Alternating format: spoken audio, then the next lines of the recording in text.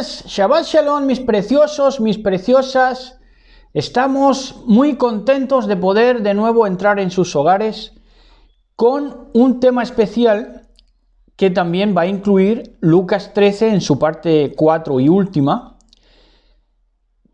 Antes vamos a estar con programación neurolingüística controlada y descontrolada en un tema yo creo que va a ser muy interesante, porque es muy profundo y yo creo que va a servir de una buena alfombra para recibir este bendito Shabbat en la enseñanza propiamente dicha, en base bíblica, que vamos a hacer de Lucas 13, parte 4, que vamos a tocar el tema de Jerusalén a la vista, en la segunda parte de este video, de esta enseñanza, ¿verdad?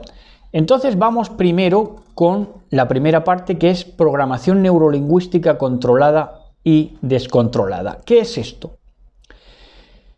¿Qué es una programación neurolingüística controlada? Cuando lo sabes a nivel consciente o subconsciente. ¿Cuando sabes qué? Cuando sabes la palabra. Programación neurolingüística la programación se sirve de las palabras para establecer una neura lingüística, se queda con tu, digamos, disposición cerebral a través de la lingüística, de la palabra. Entonces, la programación neurolingüística controlada es aquella que sabes, ya sea a nivel consciente o a nivel inconsciente o subconsciente, pero en el fondo la sabes. Ahora, la programación neurolingüística descontrolada es cuando la palabra es absolutamente desconocida para ti, nadas en la ignorancia con esa palabra, ¿verdad? Entonces, eso es lo que hoy vamos a estar viendo de ejemplos, y no solamente vamos a citar los ejemplos, sino que luego vamos a dar una definición de lo que es sistema y palabra, que va a ser quizá lo más rico. Entonces, vamos a dar ejemplos de lo que sería programación neurolingüística controlada y programación neurolingüística descontrolada. Por ejemplo, tabernáculo. Tabernáculo incluye adrede, a propósito, por la programación neurolingüística.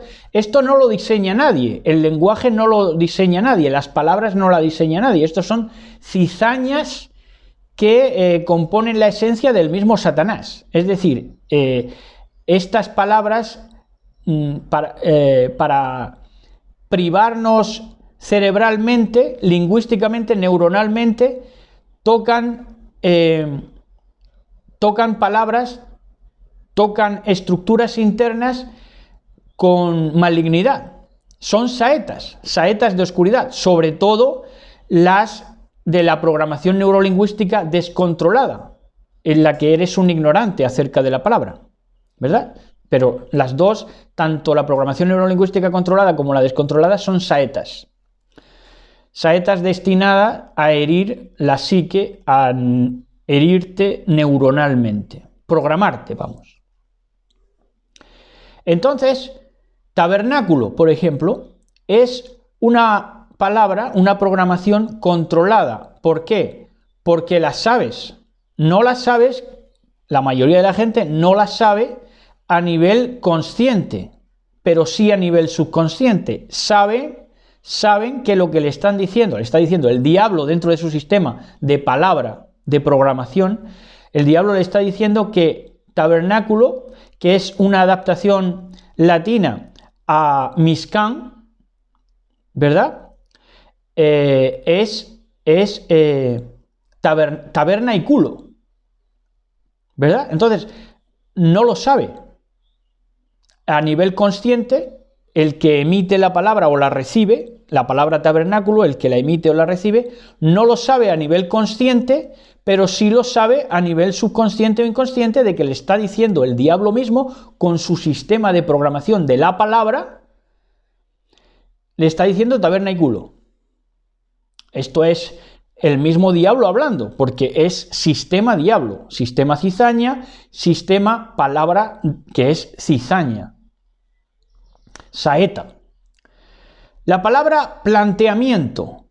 La palabra planteamiento también es controlada, porque tampoco la sabes a nivel consciente, pero sí la sabes a nivel subconsciente, porque las terminaciones en miento implica que participas de una mentira. Cizaña, palabra programática del diablo, que el diablo es el sistema mismo de esa palabra, de lo que es cizaña. La palabra advice, esta del inglés, advice, que se escribe advice, A de vice, con V, con B chica, que se dice en Latinoamérica. Advice es consejo. Advice es consejo. Esta es una palabra descontrolada. La ignoras absolutamente, aún los del habla inglesa. Bueno, quizá los del habla inglesa la puedan entender a nivel subconsciente, pero el observador de fuera, de otra lengua no nativa, pues para él sin duda va a ser descontrolada. Porque advice, yo creo que esto es inadvertido incluso para el nativo, porque advice, el inglés entiende como advice consejo, pero es descontrolada en tanto en cuanto lo que el oyente o el recipiente de la palabra trata de decir o de pensar es contrario a lo que la palabra en su estructura interna le está diciendo. Es decir, advice no es consejo como lo define su gráfica. Advice no es consejo, sino que advice es vicio. Y esto lo sabe hasta el inglés, porque en el inglés también vice es vicio.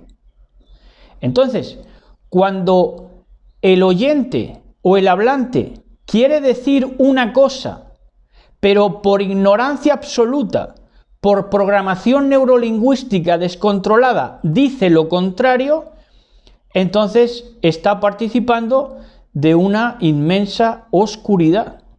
Porque si quiere decir advice como consejo y lo que de verdad está diciendo es advicio, es funesto para la psique humana, te rompe totalmente. Te rompe.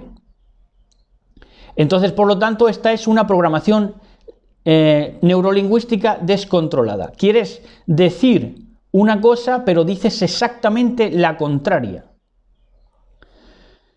La palabra monóculo. El monóculo representó en su tiempo al hombre ilustrado. Monóculo es, ya saben, el cristalito del profesor Moriarty, ¿verdad? Bueno, pues monóculo es descontrolada también, porque el ilustrado, con toda su supuesta cultura y ciencia, no es capaz de ver que cuando le dice me voy a poner el monóculo en la cara, está diciendo me voy a poner el monóculo, ¿verdad? Ahora, también hay fonéticas descontroladas. Fonéticas descontroladas quiere decir palabras que se parecen mucho pero que son contrarias también. Estos también son, podríamos decir, no saetas de oscuridad, pero sí petardos, ¿verdad? Por ejemplo, en las fonéticas descontroladas entrarían mangante y magnate. Son contrarios. El mangante es un vagabundo, un ladrón de 3 al cuarto, mientras que magnate es un empresario, un rico. Otra fonética descontrolada es think, de cosa en inglés, y think, de pienso, ¿verdad? Es también una fonética descontrolada, porque se parecen. Think, cosa, con think, pienso. El hecho de pensar hace que precisamente lo material, la cosa, la cosidad, sea descartada a la hora de elaborar mentalmente. Por lo tanto, es muy diferente una palabra de otra. Una implica materia, think, cosa, y otra implica espíritu, think, pienso, pensar. La palabra también fonética descontrolada, heaven y heavy, ¿verdad? Heaven es cielo y heavy es, sobre todo se emplea el heavy metal. Heavy es, digamos, una tribu urbana. Antes era tribu urbana, ahora es meramente casi musical, ¿no? Pero todavía se lleva los pantalones esos estrechos y demás, ¿verdad? Vaqueros estrechos y tal. Entonces, de ser heaven, cielo, ha pasado a ser heavy, que es tanto, digamos, una tribu urbana musical como que expresa fuerza. Lo heavy es algo fuerte, pero fuerte ya descompasadamente. De ahí que el heavy es estridente, ¿verdad? La música heavy es estridente. Entonces, lo estridente ya no está asociado con el heaven, del que supuestamente viene la raíz. Heavy sería su raíz heaven, de cielo, pero se ha alejado, fonéticamente se ha descontrolado a ser estridencia, que sería contrario a lo armónico del cielo, del heaven, ¿verdad? Las palabras también fonéticas descontroladas, walking, que es paseando, y working, que es trabajando, se parecen, ¿eh? Paseando implicarían nociones contrarias, porque walking es paseando, podríamos decir, disfrutando del paisaje, y working ya es trabajando. Es lo contrario a disfrutar de un viaje, de un trayecto, ¿verdad? La palabra chance y la palabra change. La palabra chance, perdón, sería la palabra chance en español. Chance es ocasión, oportunidad. Y change es cambio. Entonces, el chance es una oportunidad. Es una oportunidad de seguir o no seguir, ¿verdad? El chance te da ocasión, una oportunidad para seguir o no seguir, pero el change ya te perfila hacia una acción determinada de cambio, ¿verdad? Por lo tanto, son contrarias, porque chance te deja abierto la oportunidad, la ocasión, pero change ya es que te remite a la acción de cambio, ¿verdad? Y también una fonética descontrolada, la última que vamos a ver, ya las próximas van a ser también de programación neurolingüística controlada y descontrolada. La última de las fonéticas descontroladas que vamos a ver es seso y sexo. Seso y sexo. Estas nociones están descontroladas, pero descontroladas, digamos en su significado interno estructural social, porque se ha alejado el sexo del seso. Es decir, al sexo no se le ha puesto nunca seso. Si al sexo se le hubiera puesto seso, inteligencia, nos hubiéramos ahorrado más de un disgusto, ¿verdad? Entonces, lo primero que había que tener antes de la relación sexual es una relación sexual, de seso, de inteligencia, ¿verdad? De eso están cansados los proverbios de Salomón, de referirte etnografías, situaciones, ¿no?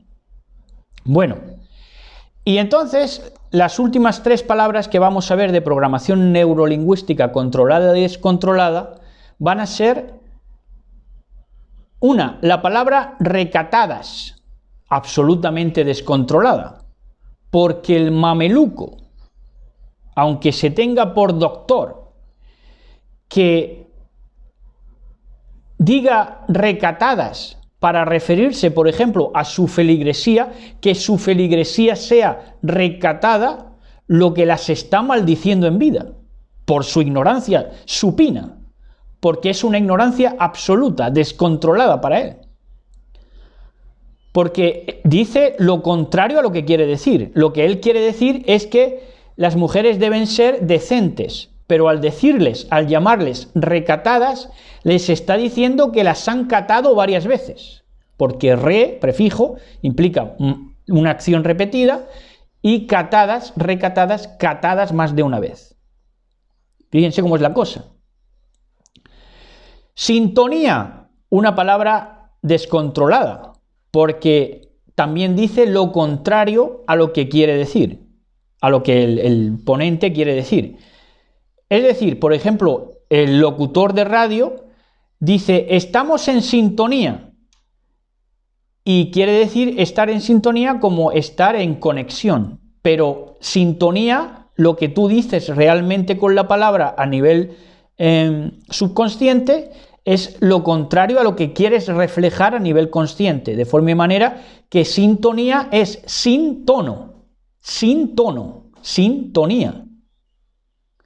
Te quedas sin tono. Entonces, ¿cómo vas a tener una buena conexión que tú entiendes como sintonía si estás sin tono? Y la palabra última, analítico, totalmente descontrolada, porque el que ejerce ese tipo de vocabulario, ¿no?, se mueve en un vocabulario analítico, pues analítico, su prefijo anal, ahí ya te ha programado neurolingüísticamente para quedarte ahí absolutamente pillado, ¿verdad? Entonces, analítico implica el prefijo anal, como tantas palabras, que es un dardo, una saeta de oscuridad mediante una programación neurolingüística, ya sea controlada o descontrolada. Ahora, esta programación neurolingüística que hemos visto ejemplos hoy, se ha entregado al sistema palabra, gráfico u oral. Estas programaciones están dentro del sistema que, si te pones a examinar lo que es el sistema, ¿verdad?, los antisistema cometen el error de lanzarse contra unas políticas capitalistas, en la mayoría de los casos, pero no saben que no es una política el sistema, sino el ejercicio de una palabra que paradigmáticamente es cizaña. Bien, pues estas programaciones que acabamos de citar, ejemplos de programaciones neurolingüísticas controladas y descontroladas, se entregan al sistema palabra, gráfico u oral, es decir, mediante la escritura o mediante la vocalización.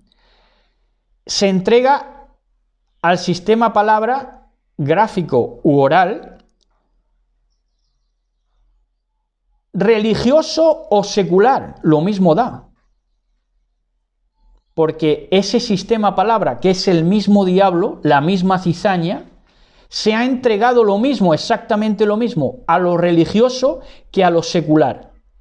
Lo religioso y lo secular entran dentro del mismo sistema que se da en llamar palabra, ¿verdad? Entonces, un antisistema no tendría que ir contra una política, sino contra una palabra. ¿De dónde sale la palabra? De aquellos que la emiten.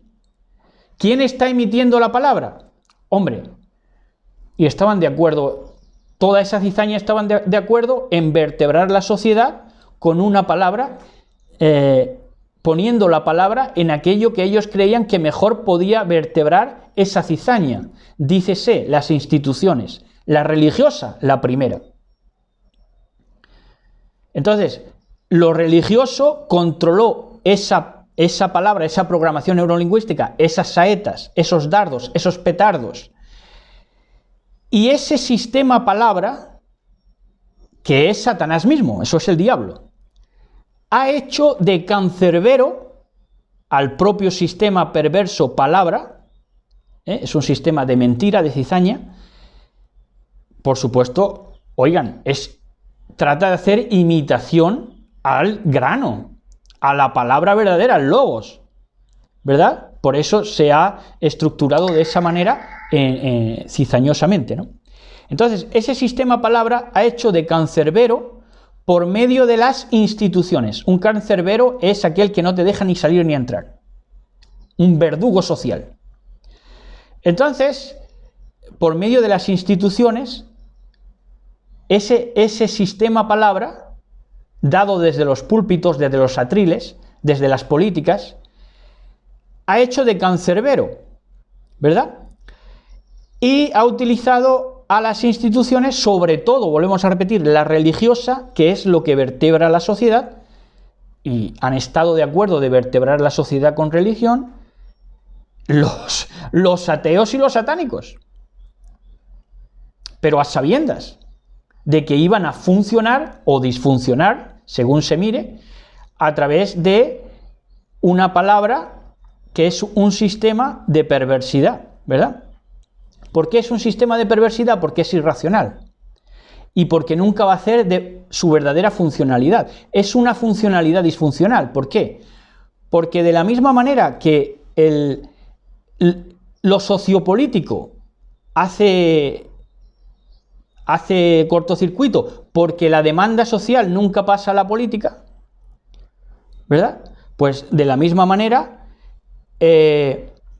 la palabra va a estar llena siempre de contradicciones. De la misma manera, la religión va a hablar de bondad, pero va a ser hostil. Todo va a ser contradictorio en la religión, así como en la política. Entonces, lo social, que también englobaría las instituciones, nunca va a pasar a la política. Entonces, el ciudadano medio, el ser social, va a decir, bueno, ¿por qué los políticos son tan subnormales? Precisamente es lo que se buscaba, que lo social nunca pasara a la política, a lo político. ¿Por qué?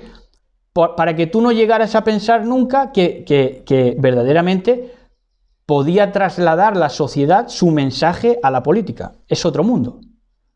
Y así se buscó que sucediera. Es decir, el político es un retrasado mental no por casualidad, sino para que la sociedad, lo social, nunca llegara a participar de la política. Porque no tiene coherencia. El político habla cosas incoherentes, ilógicas, así como el religioso. Se mueven en incoherencias.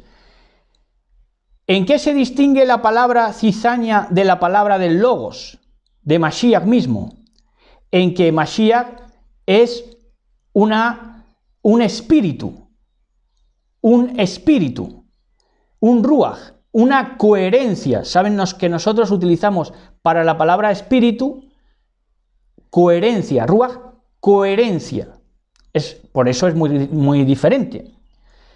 La palabra cizañosa, la palabra programación neurolingüística, es irracional, pero la palabra logos, la palabra verbo, menra, es racional 100%. Ahora, miren ustedes cómo empezó la Ilustración, cuando íbamos todos a ser seres y discurso de la razón, pero ellos mismos promocionaron, dentro de lo que vertebró la sociedad, que fue en las instituciones, la religión, que el discurso de la religión fuera las razones del diablo. Por eso, al día de hoy, ya, tanto en ciencia como en religión, se rehúye a la razonabilidad, al raciocinio, ¿verdad? A lo razonable. Entonces, así las cosas, si la palabra canónica, el canon, la palabra canónica, que toda la humanidad está de acuerdo, que la palabra canónica es la que mejor podría vertebrar la sociedad, pero si esa palabra canónica llegaba a ser, como ha sucedido, irracional, se aseguraba que el mundo quedara enfermo desde su base. Cuando lo canónico era la oportunidad para que la humanidad sanara, y es todavía, la oportunidad de que la humanidad sanara. ¿Por qué? Porque es un canon aceptado por todos. Pero en el momento que esa palabra, ese sistema, ese diablo, esa cizaña, quiso hacer de lo canónico algo irracional, entonces el mundo quedó enfermo desde su base, desde su vertebración. Es lo que se podría llamar pies de trinchera. El mundo está enfermo, bueno, con muchas manifestaciones. Una, se ha quedado sin resoplo, sin fuelle. Eso es obvio. Y segundo, en los pies de trinchera, porque como hemos dicho, si lo canónico es irracional, la base del ser humano, sus pies, están en una trinchera. Y los pies de trinchera era que los pies, al humedecerse en las trincheras, se tenían que amputar. Por lo tanto, dentro de ese canon irracional que nos está tocando ver, contemplar al día de hoy, por eso, así podemos entender la sociedad que nos está tocando vivir, en la que la Torá más promocionada es la ritual, cuando la Torá es enseñanza. Y lo canónico y racional, desde el púlpito, desde el rabinato, te van a enseñar una Torá meramente ritual. No abarca. La rueda de transmisión no funciona, es una disfuncionalidad, aunque ellos les llaman funcionalidad porque protege un sistema capitalista, ¿verdad? Acorde con el salvajismo gráfico y oral de esa cizaña y de ese embuste que es la palabra como moneda de cambio, esa palabra mentira como moneda de cambio. Entonces, hacen hincapié en lo menos importante, trastabillan, yerran, engañan, por supuesto, porque eso está patentado por el diablo. La religión está patentada por el diablo para que eso sucediera de esa manera. ¿Para qué? Para que todos los emisarios, desde los atriles, tanto políticos como religiosos, aseguraran unas contradicciones y un dispersar las fuerzas del ser humano. De manera que por eso enseñan Torá ritual, y si nos paramos a pensar sobre los errores doctrinales, no paramos. Es que es irracional. ¿Cómo vas a referirlos si es todo irracional? Toda la doctrina política y religiosa es toda una enfermedad. Está enfermo todo, desde los pies de la cabeza a la coronilla de los pies, como se le decía al profeta. Una masa enfermiza. Entonces, por eso se dan.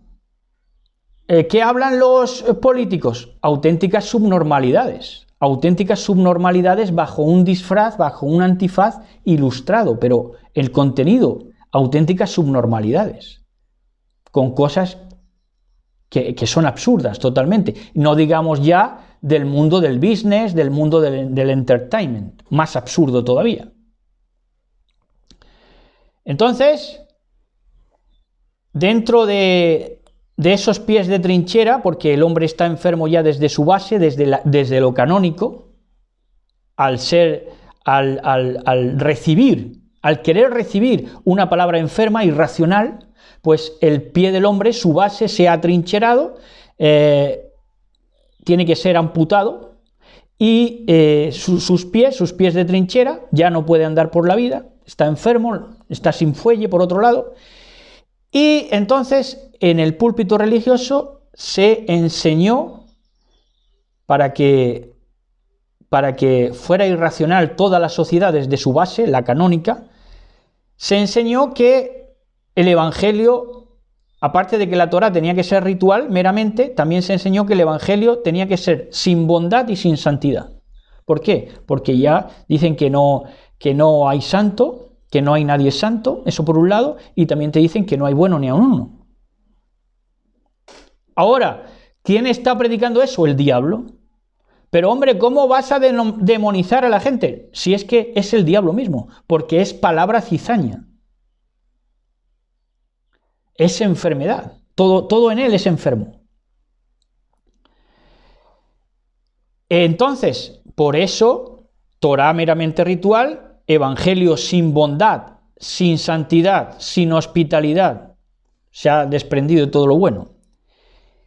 Y el discurso evangélico y toraico, el discurso enfermo desde su base canónica, porque así lo han querido vertebrar para tener una sociedad enferma, el discurso es a la postre igual que el satánico.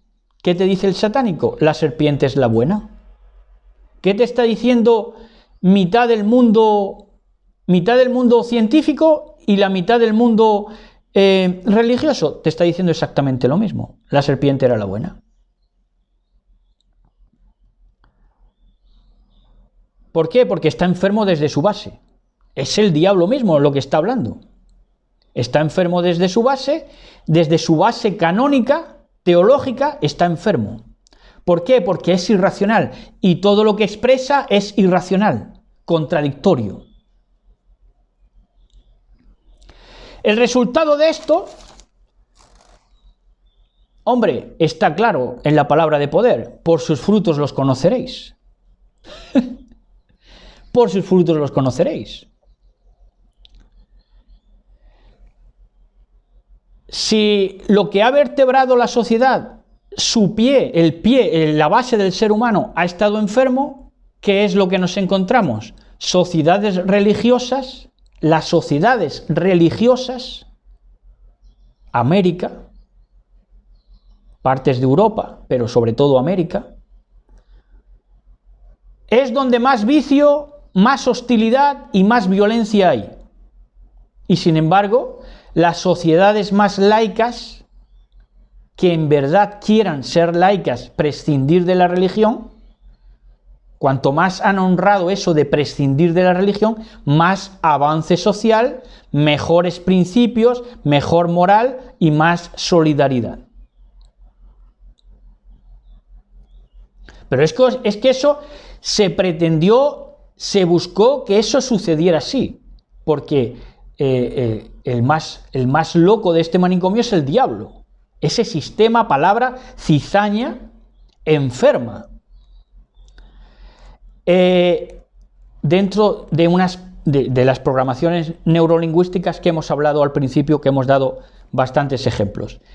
Entonces, así se pretendió socialmente y así se consiguió, por ser el sistema o palabra dirigido por corrupción política. Es el diablo el que está ahí.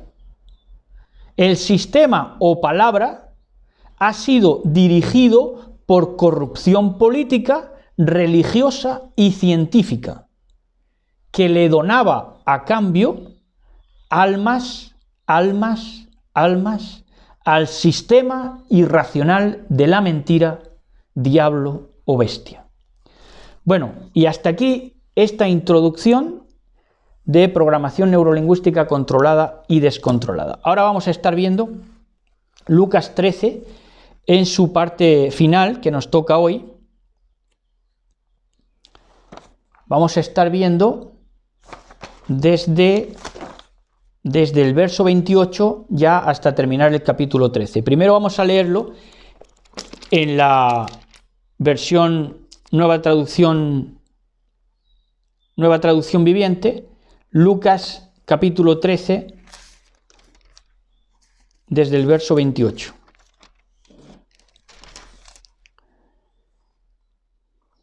Dice así en mucha reverencia delante de nuestro patrón Yahshua HaMashiach.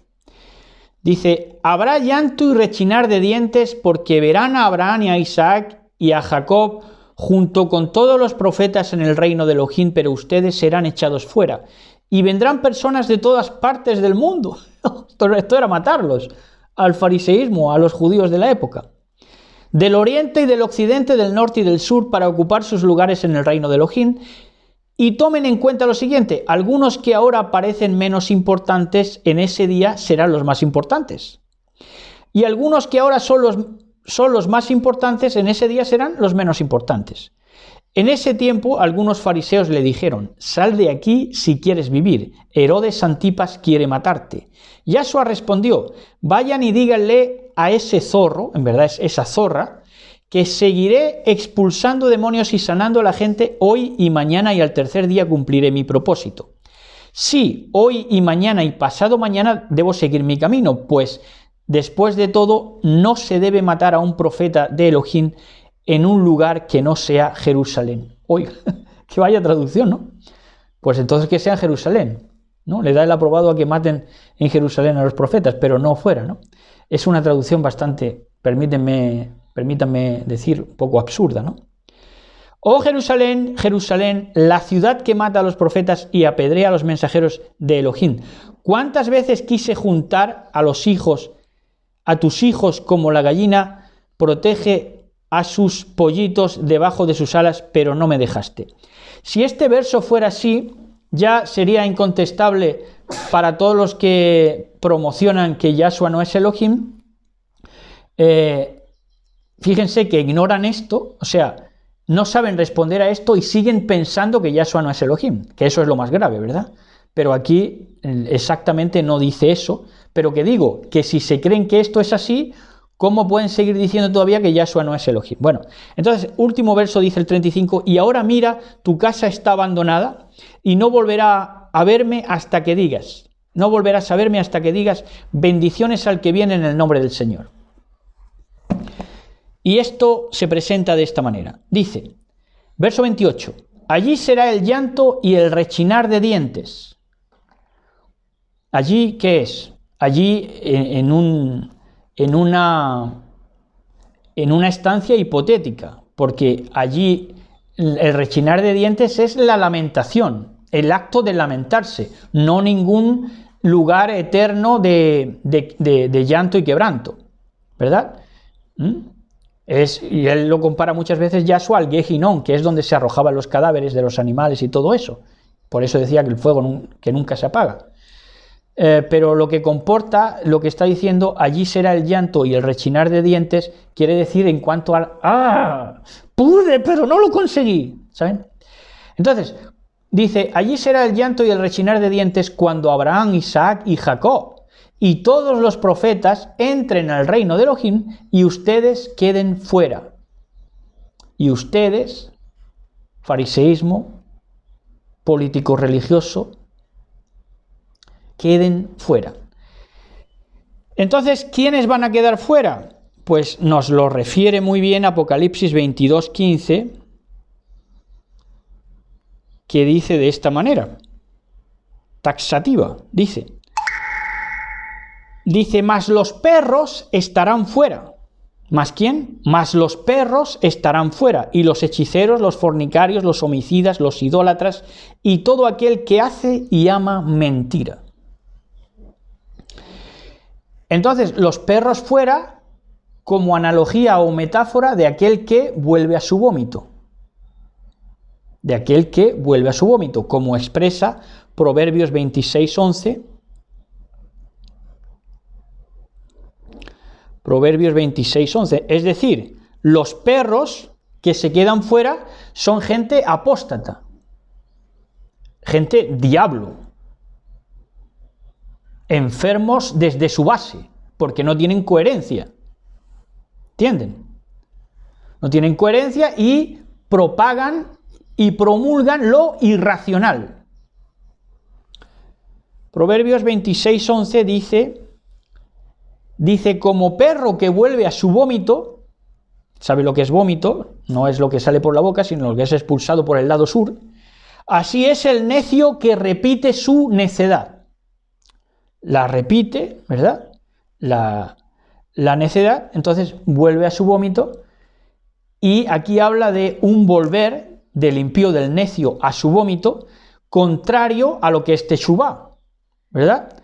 Aquí cuando dice volver a su vómito, utiliza ese verbo volver en relación a involucionar, en lugar de evolucionar, involucionar, moverse hacia atrás, ¿verdad? Decrecer, achicar y autolimitarse. En ese sentido aparece aquí el verbo volver a su vómito en relación a autolimitarse. Y representa, como hemos dicho, una apostasía porque vuelve a su vómito, vuelve a las andadas, a una autolimitación, ¿verdad? Absurda totalmente, como ser irracional que es. Verso 29, y vendrán como aroma con el oriente y con el occidente, del norte y del sur, y se sentarán en el reino de Elohim. Esto es precioso, ¿verdad? Dice, y vendrán como aroma con el oriente y con el occidente. Entonces no descarta Elohim ni hace acepción de personas, ¿verdad? Los sistemas del mundo, esa palabra cizañosa, siempre no supera el paradigma racismo, le cuesta mucho, ¿verdad? Pero Elohim dice, vendrán como aroma con el oriente y con el occidente, del norte y del sur, y se sentarán en el reino de Elohim. En Salmos 126:6, en Salmos 126, verso 6, dice, irán andando y llorando el que lleva la preciosa semilla, mas volverá a venir con regocijo trayendo sus gavillas. Y esas gavillas que lleva cada uno, ¿verdad? Cada alma salva, cada ser humano regenerado, evolucionado, esas gavillas son pues más gente que ha podido predicar y abrir los ojos, ¿verdad? Esas son las gavillas. Entonces dice que irán andando y llorando el que lleva preciosa semilla, mas volverá a venir con regocijo trayendo sus gavillas. Y Isaías 43:6, Isaías 43, verso 6, dice así, dice, diré al norte, esto es profecía, y cumple Salmos 126:6 que hemos acabado de leer. Dice, diré al norte, de acá, y al sur, no detengas. Trae de lejos a mis hijos y mis hijas de los confines de la tierra. Todos los llamados de mi nombre. Todos los llamados de mi nombre. Creo que es el último verso que vamos a leer, va en relación con esto. Todos los llamados de mi nombre, para cabot mía, para gloria mía, los he creado. Los formé y los hice. Crear, formar y hacer. Utiliza ahí 3 verbos que implican un proceso mental evolutivo en el ser humano, ¿verdad? Que imparte nuestro patrón, nuestro logos Mashiach. Verso 30 dice, y he aquí que el último será el primero y que el primero el último. Y esto cumple a la perfección toda la profecía de desarrollo a lo largo de toda la Biblia. Miren, para ir de lo más reciente a lo más lejano, Romanos 9:12,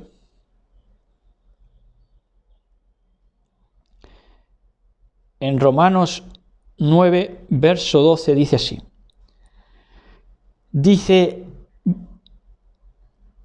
9, verso 12 dice, se le dijo, el mayor servirá al menor. Y esto está hablando de Sara. Hace referencia a Sara cuando se le dice el mayor servirá al menor, que está, pueden ustedes comprobarlo, en Génesis 25-23.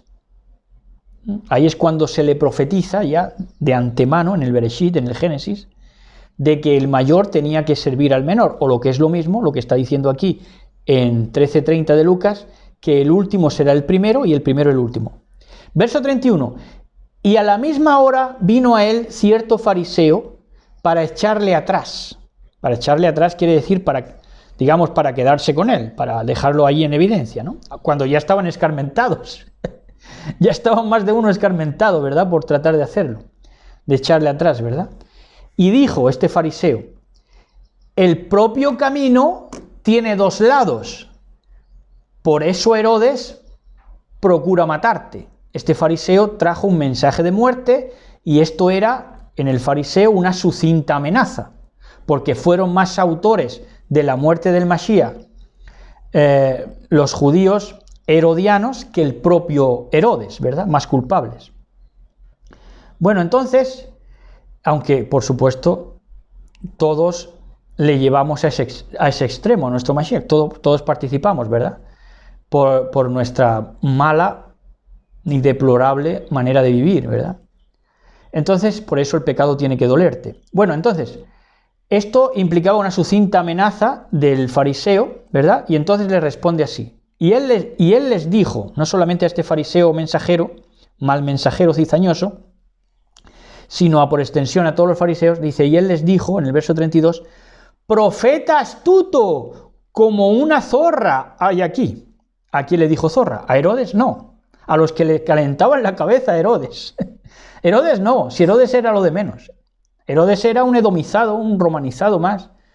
Pero los que le calentaban los cascos a Herodes eran los judíos, los fariseos.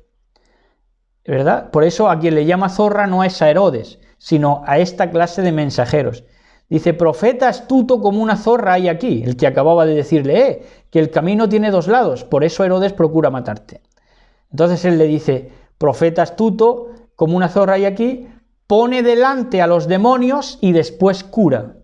Claro, esa es la cizaña.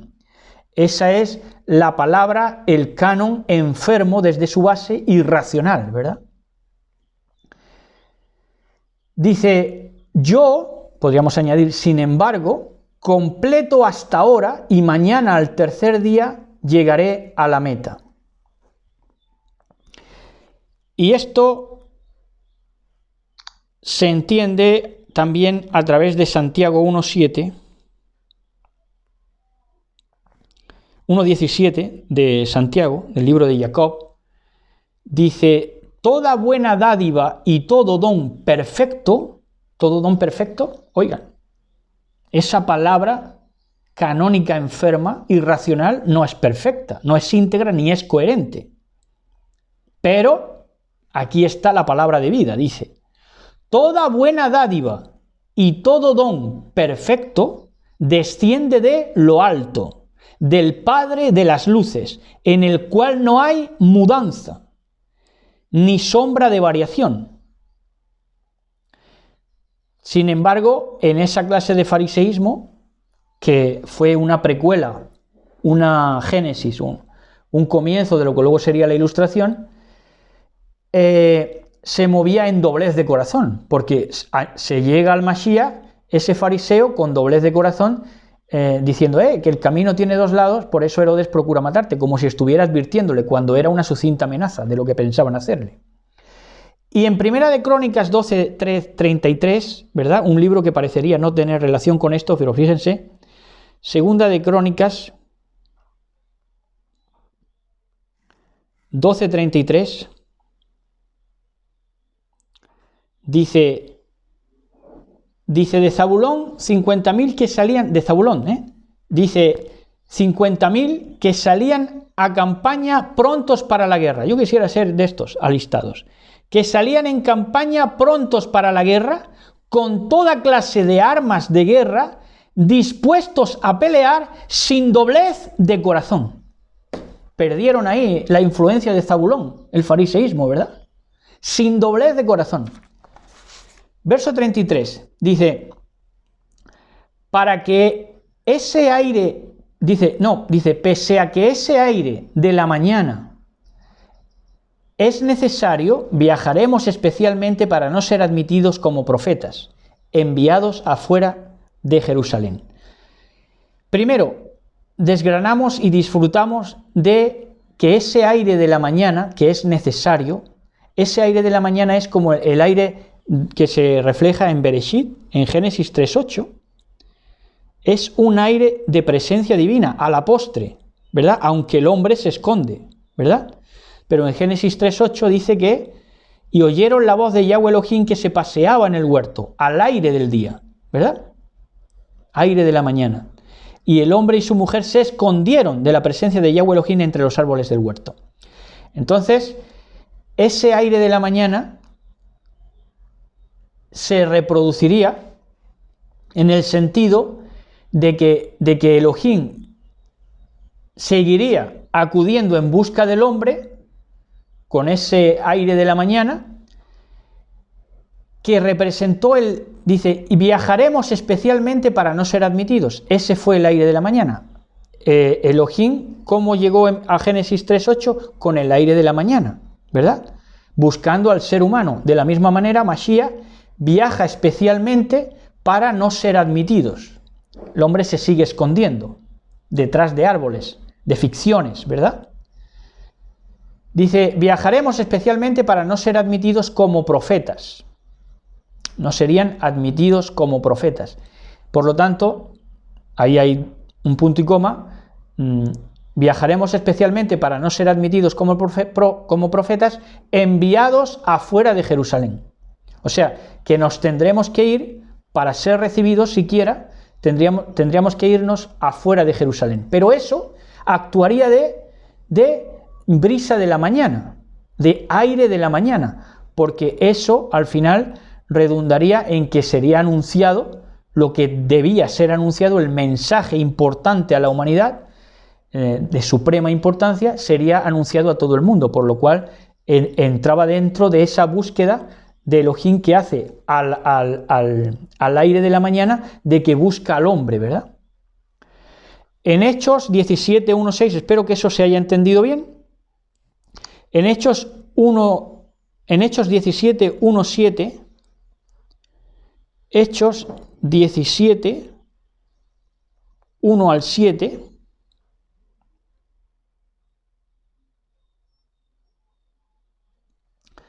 dice así, ya vamos a ir terminando, dice, pasando por Antípolis y Apolonia llegaron a Tesalónica, donde había una sinagoga de judíos, y Pablo, como acostumbraba, fue a ellos y por 3 días de reposo discutió con ellos, las ganas que tenía Pablo, ¿verdad? Esa era su manera de agradecer a Elohim lo que había hecho por él, declarando y exponiendo por medio de las Escrituras que era necesario que el Mashiach padeciese y resucitase de los muertos, y que Yahshua, a quien yo os anuncio, decía él, es el Mashiach. Y algunos de ellos creyeron y se juntaron con Pablo y Silas, y de los griegos piadosos gran número, y mujeres nobles no pocas. Entonces los judíos que no creían, teniendo celos, tomaron consigo algunos ociosos, hombres malos, y juntando una turba, alborotaron la ciudad, y asaltando la casa de Jasón, procuraban sacarlos del pueblo. Pero no hallándolos, trajeron a Jasón y algunos hermanos ante las autoridades de la ciudad, gritando, estos que trastornan el mundo entero también han venido acá. Entonces ahí se cumple, ¿verdad?, lo que Mashiach les dijo. Viajaremos especialmente para no ser admitidos como profetas, enviados afuera de Jerusalén, y al final, para que fuera de Jerusalén también se lanzaran contra ellos con estas escabechinas de falsos testimonios y de tumultos de barullos y de, ¿cómo se dice en colombiano?, bochinches, ¿verdad? Entonces, pues ahí lo tenemos, ¿verdad? Pero lo más significativo de este verso es lo del aire de la mañana, porque todo eso, toda esa, digamos, mala contingencia pues lo que parecerían problemas, al final era brisa de la mañana con la cual Elohim busca otra vez al ser humano, como en Génesis 3:8. Ahora, verso 34, dice, Jerusalén, Jerusalén, que pones a muerte a los profetas y lapidas a los que te son enviados, cuantas veces sean. No solamente los lapida, sino que las veces que él les siga enviando profetas, las veces que ellos tardan en lapidarlos. Conspirando contra los niños de carácter gallina. Oiga, pero ¿cómo puede decir esto si esa aplicación de la palabra gallina, digamos que es una aplicación moderna? No diría yo tanto, porque aquí justamente lo que aparece es esta traducción, tropón ornis, que es carácter gallina, justamente. Entonces dice, Jerusalén, Jerusalén, que pones a muerte a los profetas y lapidas a los que te son enviados cuantas veces sean, conspirando contra los niños de carácter gallina. La palabra es, volvemos a decir, niños, tecna, y carácter gallina, tropos ornis. Ahora, ¿qué implica ese carácter gallina? Claro, con ese carácter gallina, lo que se ganan implícitamente esos niños es que sigan conspirando contra ellos, porque son gallinas que se excitan con la zorra. Pero, hombre, la gallina tiene el componente de que es protectora, ¿verdad? También. Pero si se pierden contradiciéndose a ellos mismos de que se excitan como gallinas, carácter gallina, con las zorras que traen ese mensaje de doblez de corazón, entonces se quedan a expensas de que todos conspiren contra ellos y quedan a expensas de la zorra de turno. Y ya verso 35 y último, dice, verso 35, así que la casa de ustedes, yo digo que nunca será vista, hasta el momento en que bendigan vueltos al nombre del Señor, al nombre del patrón. Dice que la casa de ustedes, que supuestamente es Jerusalén, no será vista hasta el momento en que bendigan vueltos al nombre del patrón. ¿Qué implica esto? Que la visión de la Jerusalén celestial iba a tenerse en el momento, porque esto por implicación nos atañe a todos, no solamente a los políticos, a los fariseos, lo mismo, a los fariseos, sino que sería no ver la Jerusalén celestial, ni siquiera tener la noción de una Jerusalén celestial, hasta el momento en que bendijéramos vueltos, teshuvá, al nombre del patrón. Y en ese momento, vueltos al nombre del patrón, es cuando veríamos Jerusalén descender. Ahora, esto es socialmente más complejo, pero vamos a tratar de explicarlo. Que socialmente, por medio de un fariseísmo, de una palabra cizañosa, de una palabra irracional, ha quedado el hombre sin ver a Jerusalén, socialmente, socioculturalmente. Pero cuando el hombre quiera algo razonable, que sea afín a lo que el hombre es, a su esencia racional, entonces es cuando el hombre se puede volver incluso socialmente. Por eso dice que vendrán como aroma de oriente y de occidente. Estamos hablando de algo social. Hasta el momento en que bendigan implica que las noticias que hoy son un diario, malas noticias, pasen a ser buenas noticias. Ese será el momento en que el mundo, lo social, puede llegar a la Jerusalén celestial como aroma a occidente y a oriente, enriqueciendo el mundo. En el momento en que bendigan vueltos al nombre del Señor, implica dar buenas nuevas, buenas noticias para que la vibración del mundo cambie totalmente. Y entonces sería cuando veríamos a Apocalipsis 21, 1, 2. Vi un cielo nuevo y una tierra nueva, porque el primer cielo y la primera tierra pasaron. No se hallaron en la evolución. Y el mar, Talasa, la reina del mar, ya no existía más. La reina del mar es la mujer, la gran ramera que está sentada ahí en toda esa turbulencia. Y yo, Yohanan, vi la ciudad Kadosh, la nueva Jerusalén, descender del cielo de Elohim, dispuesta como una esposa ataviada para su marido. Y oí una gran voz del cielo que decía, he aquí el Mishkan, el templo de Elohim con los hombres, y él morará con ellos, y ellos serán su pueblo, y Elohim mismo estará con ellos como su Elohim. Entonces, este es el momento de que desciende la Jerusalén celestial para una esposa ataviada para su marido. Esa mujer ataviada para su marido es que, si está ataviada, es que socialmente ha vencido sus autolimitaciones y han pasado de expresarse en los noticiarios malas noticias a buenas noticias. Y si no ha llegado a suceder esto en la televisión, la mujer, ataviarse quiere decir que se ha llenado su corazón de buena nueva, de buena noticia, de brío en el Mashiach, ¿verdad?